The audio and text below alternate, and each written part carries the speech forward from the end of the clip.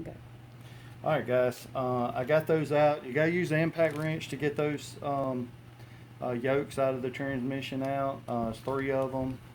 The input from the motor, the one going to the rear diff, and the one coming to the front diff. I like using Ziploc bags too. As you can see over here, I got the yokes and all their pieces in Ziploc bags.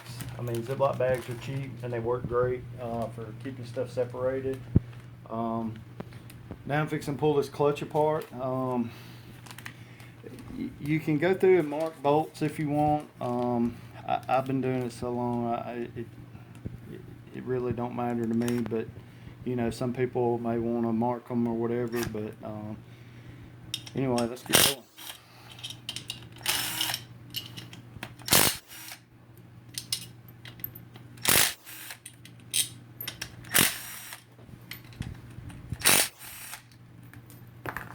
Also, video down here.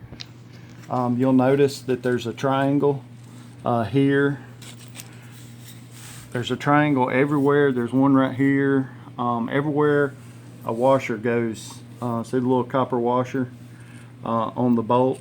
Everywhere you see one of those arrows, a copper washer is supposed to go on there. This is one that had an arrow right here. This one right here has an arrow right here. And you see it has a copper washer on it. It's real fine. You can see it.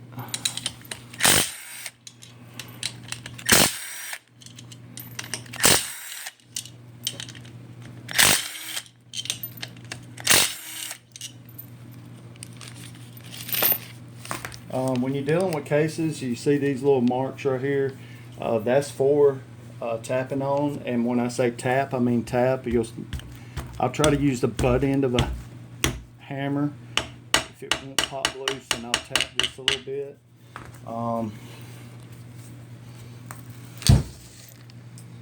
There's another place right over here. And just tap gently. You can't tap hard. You'll pop this aluminum, and then there you'll be waiting on a part for that. There's the clutch cover. You got the dowel pins in here. I'll put those in there with the bolts. And I'm done with that, so I'll zip it up. Throw it over here with the rest of them. You clutch in here. Yeah, I believe it's EBC does make a stronger spring for the street bike. That's 20% stiffer. I can get you that info if you want it. I used this with the recluse. I did put a recluse in this not very long after I got it. When you're breaking these loose, you just want to kind of go around in a circle and do a little bit at a time till you release the pressure from the spring.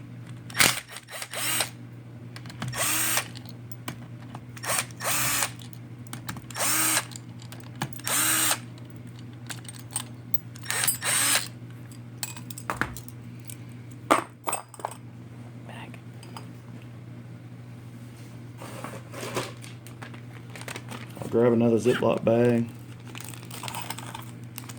put these in it. And then you take your spring, go and pull it out and put it in there.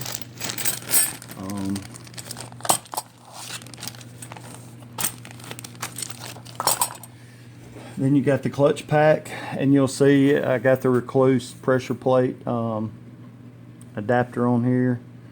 There it is. Generally what I'll do is I'll stack these inside the clutch housing when I'm working on four-wheelers and stuff. This is what I always do. This clutch pack is pretty deep too.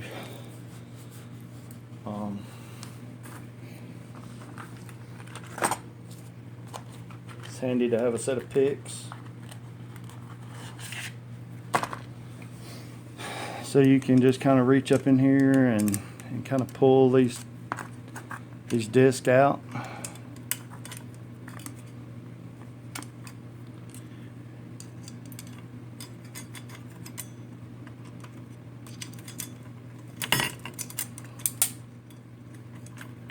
These have gotten pretty hot too, and I can imagine, because that recluse, I was using it pretty tough this past weekend at Windrock.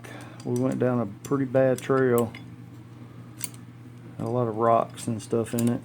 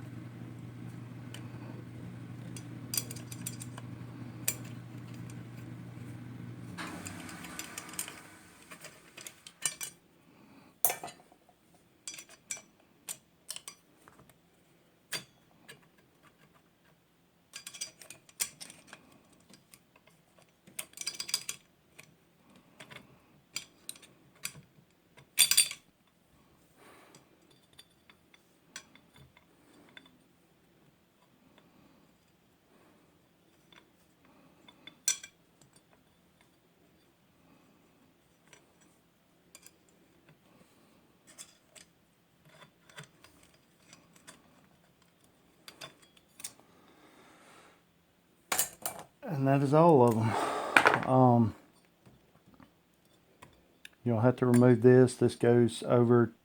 There's actually a bar in here that goes through and goes to your slave cylinder for your clutch. I'll drop that in there.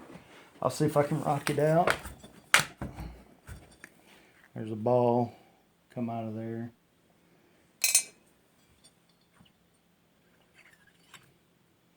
There's the shaft. Make sure you note which direction it goes. This end right here has a little nipple sticking out on it. This end, of course, you can see right there on the end where the ball was turning. And then you have to take this nut off in here so you can take the clutch basket out. A lot of people, they make tools that you can hold this with. Do not hold it by these sticking out. They'll break. A lot of times what I'll do is I'll take a rag, and what I'll do is I'll grab it like this, because this is not going to be super tight. I've always done it like this. You can grab it like this and hold it just with this rag being in here. No pressure on these because they'll snap. You'll see right in here that has an indentation that you got to hit. Once you tighten it back up, you'll have to take a punch and a hammer and hit that indentation, and that's supposed to help keep it from turning away. I believe this is a 27 millimeter. That's it. We'll pause there. I'll take that loose and we'll get back.